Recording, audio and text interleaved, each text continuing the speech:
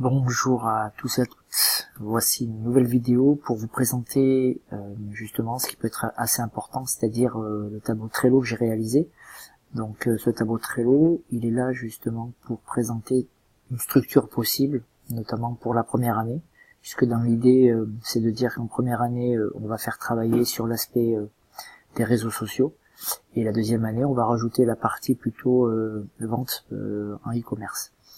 Donc, je vais vous montrer un petit peu ce tableau Trello que j'ai partagé déjà avec 13 personnes, mais bien sûr, vous pouvez vous rajouter si vous n'y êtes pas encore. Il suffit de me demander par mail, toujours à mon adresse poex.prof@gmail.com. Alors, en fait, c'est très simple. Comment se présente ce tableau Trello? Donc, en fait, Trello, c'est un outil pour créer des espèces de post-it qui sont assez visuels.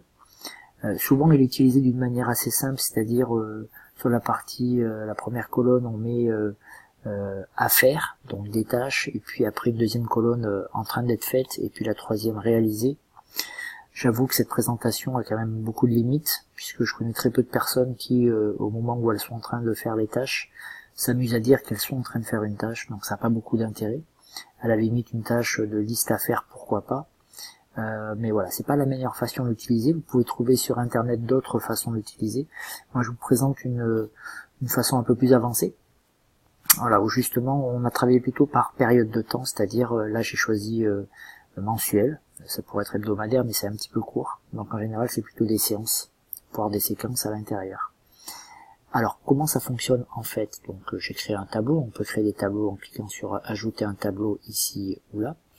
Donc j'ai donné un nom à mon tableau, NDRC 2018-2019 planning des tâches. Et ici donc c'est toutes les personnes qui sont invitées. Alors pour le mois de septembre, comment lire ce tableau? Ça ce sont en fait à chaque fois que vous avez un petit carré blanc à l'intérieur, ce sont des tâches comme des post-it en fait que l'on pourrait rajouter pour le mois de septembre. Ici on va voir le mois d'octobre, le mois de novembre, et ainsi de suite. Ici cette partie là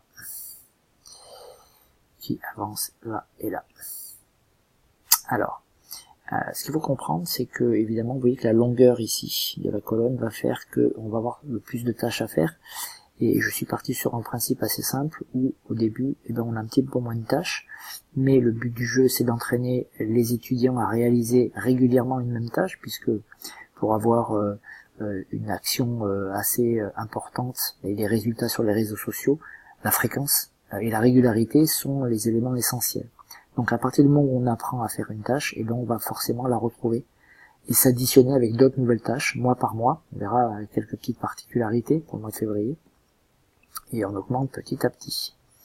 Alors, donc à titre d'exemple, donc si jamais ici au mois de septembre j'ai marqué au départ, donc on va proposer de faire une recherche d'entreprise pour des stages, puis aller sur la plateforme NDRC et créer un blog, et enfin aller sur Instagram et poster sur une page classe, par exemple qu'on aura créé. Je pourrais rajouter notre carte ici tout simplement. Si je rajoute une autre carte, je vais pouvoir en rajouter. Vous pouvez copier ce tableau et bien sûr le personnaliser. Si jamais on ouvre à l'intérieur ici, parce qu'on voit marqué une date et puis 6 sur 4, on va voir à quoi ça correspond. Quand je clique dessus en fait, donc j'ai décidé de rajouter des étiquettes. Alors les étiquettes, ça permet de visualiser justement par bloc de couleurs. Là j'ai dit tiens, mes étiquettes qui sont ici, je vais les renommer. Donc on a accès à des étiquettes en fait, où on peut créer d'autres étiquettes avec d'autres couleurs en fait. Et si jamais ici je clique sur le petit crayon, ça me permet ici de changer son nom. Voilà, donc j'ai décidé que pour tout ce qui était des étiquettes vertes, c'est ce qui concernait la recherche de stage ou les emplois. Les étiquettes jaunes, ça serait pour toute activité, toute tâche sur le copywriting, donc le fait d'écrire des textes. Là, ça serait des éléments que l'on va aller réaliser sur la plateforme NDRC. Ici, le rouge pour Instagram, Google Drive en violet, les réseaux sociaux, d'autres outils qui seraient en dehors de ces éléments-là. Et ça, c'est tout ce qui est plutôt des tâches liées à l'organisation, que ce soit l'organisation de groupes de travail, l'organisation de la classe, pour ajouter d'autres étiquettes. Voilà, donc quand on regarde recherche d'entreprise et de stage, au mois de septembre, on pourrait lire cette étiquette de la façon suivante. Donc au mois de septembre, on vous demande une action liée au stage et emploi. il va falloir utiliser Google Drive et aussi d'autres outils. Il y a une limite qui est le 30 septembre à 12 heures pour pouvoir la réaliser. Le but du jeu, c'est, on n'est pas obligé d'utiliser ça, hein, mais c'est donner quand même un élément de temps. On pourrait mettre une description ici, hein, rajouter. Et donc, dans la partie checklist ici que j'ai créé ici, je vais pas en rajouter ici. Donc, j'ai proposé, de façon à avoir une lisibilité et une aide, en fait, c'est faire un CV via le Drive de Google, donc ouvrir un Docs dans Google Drive, et Google Slides. C'est-à-dire que je propose que l'on fasse deux types de CV, un CV à travers un document style Word, puisque c'est Google Docs, et un autre avec Google Slides, qui serait évidemment la partie PowerPoint. Donc deux CV, deux types de CV. Deuxième élément, c'est poster la recherche de stage sur le compte LinkedIn. Troisième, c'est créer un compte Feedly et suivre les articles liés à stage et emploi. Et enfin, créer un compte Trello avec 4 blocs de 4 semaines, justement pour qu'ils puissent réaliser une avancée des tâches, au même titre qu'on utilise Trello. Le but du jeu, c'est de toujours faire utiliser les outils que nous utilisons nous-mêmes pour les prendre plus facilement en main. Ce tableau Trello, d'ailleurs, je vous conseille de l'utiliser assez souvent. Il permet notamment de faire un Gantt d'une manière un peu plus moderne et un peu plus sympathique que l'outil Gantt habituel, avec ses petits tracés, ses petites chutes de courbes par rapport au temps. Ce qu'il faut voir ici, c'est qu'on peut faire un suivi d'activité de la même manière, c'est-à-dire qu'on peut demander aux étudiants de nous rajouter pour qu'on ait une visibilité sur leur tableau, et puis ici, qu'ils puissent cocher, effectivement, à chaque fois qu'une tâche est faite, elle se barre, et ici, l'avancée se coche automatiquement. Et on sait que la tâche est complètement accomplie, et ici d'ailleurs, regardez, ça s'est passé en 4 sur 4, alors que si jamais je décoche, le petit carré vert n'est pas passé. Donc l'avantage, c'est que si jamais je valide tout ça, et que je ferme cette partie d'étiquette, eh ben, je peux voir sans entrer dans mon tableau qu'il y avait des tâches à effectuer et qu'elles sont réalisées. Alors qu'ici, il y a 0 sur 1 parce qu'elle n'est pas encore pleinement réalisée, ces tâches. Alors je vais les décocher. On peut en ajouter des éléments. On peut écrire un commentaire. Voilà, il y a pas mal de choses à faire. Donc voilà, une étiquette se présente tout simplement comme ça. Donc ça, c'est pour la première partie recherche de stage. Et ensuite, on va dérouler la deuxième tâche qu'on demande à faire au mois de septembre. C'est aller sur la plateforme NDRC pour la création du blog.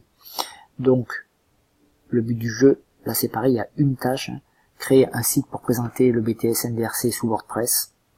Là j'ai marqué petite activité, donc ce site blog peut servir lors de la prospection pour présenter le BTS aux chefs d'entreprise, à condition que les étudiants, évidemment, aillent à ces visites avec une tablette, un PC, smartphone, une montre connectée. Non, en fait c'est trop petit, donc ça c'est pas la peine.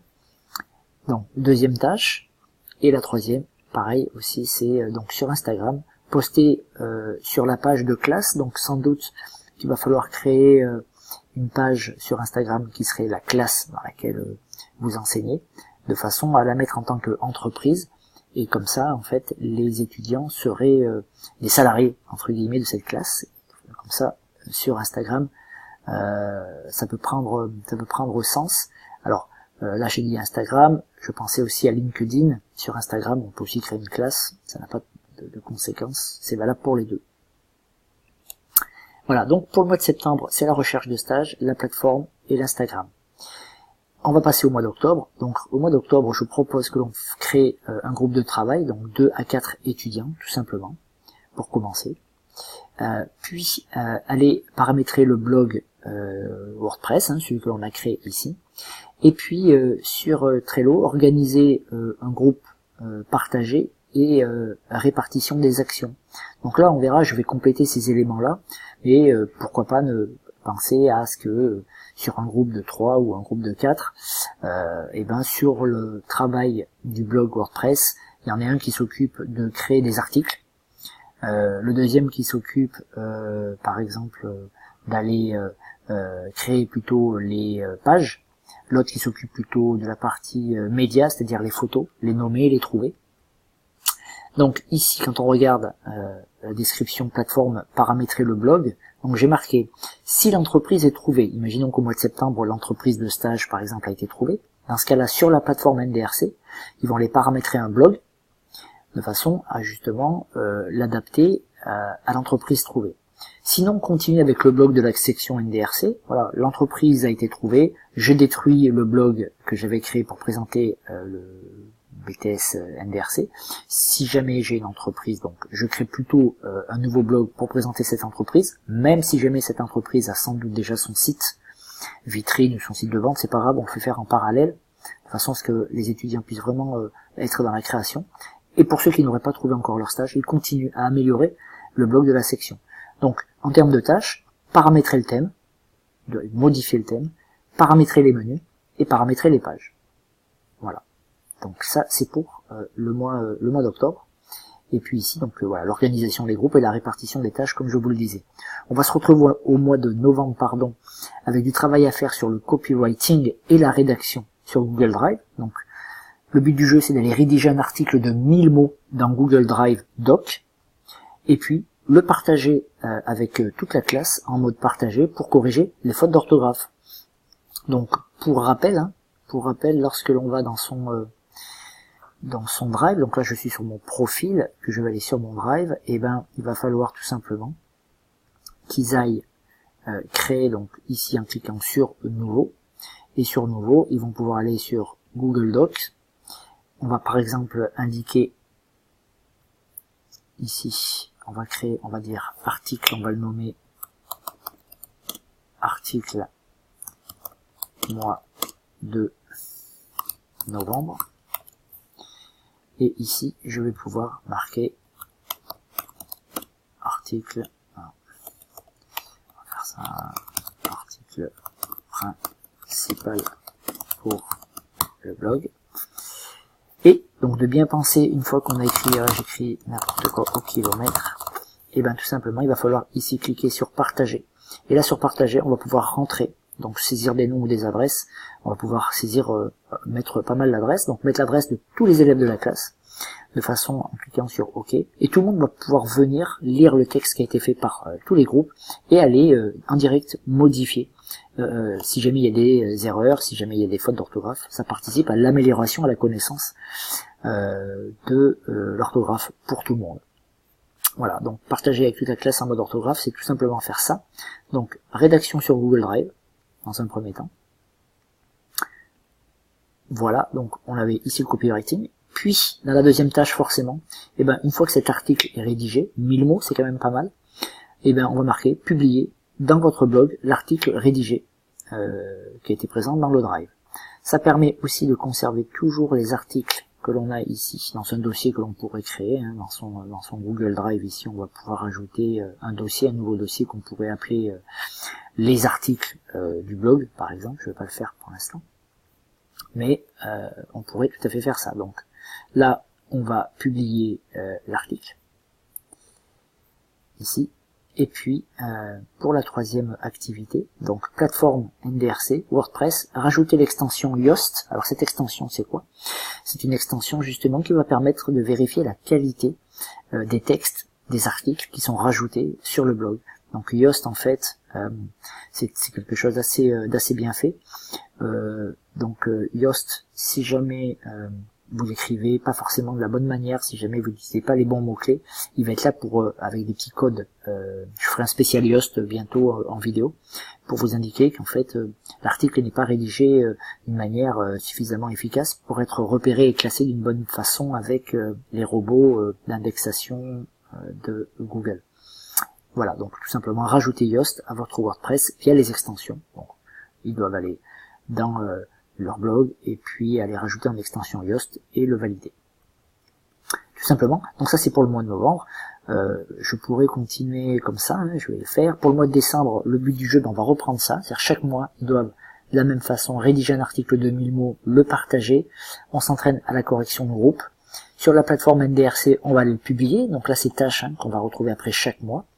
Plateforme NDRC, on va voir Yoast puisqu'il a été installé. On va traiter les points rouges et oranges en suivant les recommandations. Yoast marque des points rouges, oranges et verts. Donc je demande à chaque fois, chaque mois, d'aller vérifier et d'aller nettoyer en améliorant sa publication. Donc il y a un apprentissage qui se fait aussi. Et puis tout simplement aller